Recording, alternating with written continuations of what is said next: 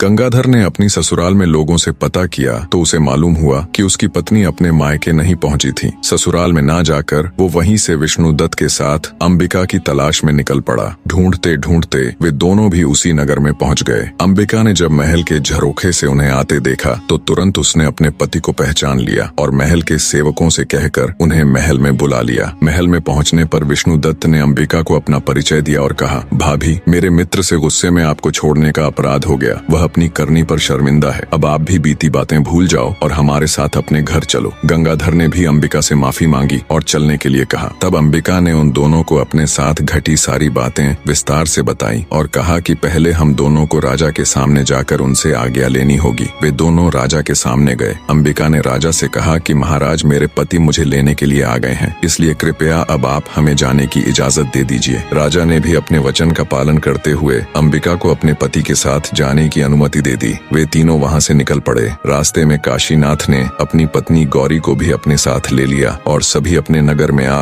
सुख से रहने लगे। इतनी कहानी कह राजा विक्रमादित्य ने अपनी खिड़की में बैठे वीर से कहा, हे रानी की खिड़की, बताओ गंगाधर और अंबिका में से कौन ज्यादा महान था? खिड़की में बैठा वीर बोला, हे महाराज, मेरे ऊपर तो पता नहीं कितने सालों की धूल जमी हुई है। न मेरी कभी सफाई होती, न कभी रंग पुताई। मेरे अंदर इतनी बुद्धि कहाँ कि मैं आपको ये बता सकूं कौन ज्यादा महान है और कौन कम। खिड़की में बैठे वीर की बात सुन रानी अबोलदे एक बार फिर से खुद पर काबू ना कर सकी और तमा कर बोली, रे खिड़की, तेरी ये मजाल, हर रोज तेरी सफाई करवाऊं, हर 6 माह में तेरे ऊपर नई रंग पुताई करवाऊं। मेरे साथ तो तूने कभी बात की नहीं और परदेसियों के सामने तू मेरी झूठी बुराई करती। सुबह होने दे, तेरे 18 टूक ना करवाए तो कहना। फिर राजा विक्रमादित्य से बोली, राजा, ये बताना कौन सा कठिन काम है कि कौन महान है? इसमें गंगाधर की तो कोई महानता थी ही नहीं। उसने तो अपनी निर्दोष पत्नी को त्याग दिया था। महानता तो अंबिका की थी। उसके पास रानी बनने का पूरा मौका था, लेकिन फिर भी वह अपने पतिव्रत धर्म पर अडिग रही और उसने अपना धर्म नहीं छोड़ा। ऐसी स्त्री तो महान ही नहीं बल्कि पूजने लायक है। राजा विक्रमादित्य ने शरारती मुस्कान के साथ रानी की तरफ देखते हुए कहा,